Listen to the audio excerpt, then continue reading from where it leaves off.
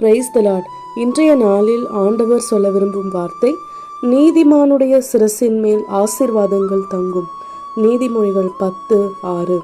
அன்பான தேவனுடைய பிள்ளைகளே, வேதத்துல எப்பவுமே ஆண்டவர் அவருடைய கட்டளைகளை கடைபிடிப்பதிலும் கனிகள் கொடைகள் அவை எல்லாவற்றிலும் எவ்வளவு முக்கியத்துவம் வாய்ந்ததா இருக்கிறது என்பதையும் நமக்கு வெளிப்படுத்தி கொண்டே இருப்பாருங்க.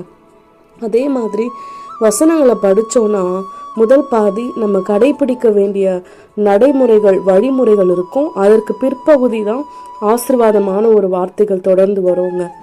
இன்றைக்கும் நம்ம எல்லா காரியத்திலையும் நீதியோடும் நியாயத்தோடும் நிதானத்தோடும் நின்று நம்ம பேசும் பொழுது யோசிக்கும் பொழுது நிச்சயமாய் நமக்குரிய ஆசீர்வாதத்தை ஆண்டவர் நமக்கு கொடுக்க வல்லவராயிருக்கிறாரு.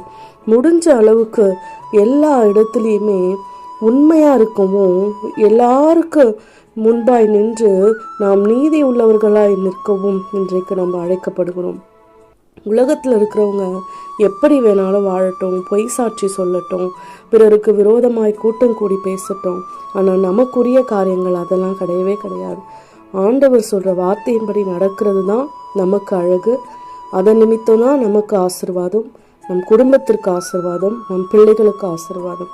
அவருடைய வார்த்தைகளுக்கு கீழ்ப்படிந்து ஆசீரையும் கிருபையும் தயவையும் பெற்று நீதிமான்களாய் வாழலாம். ஆமேன்.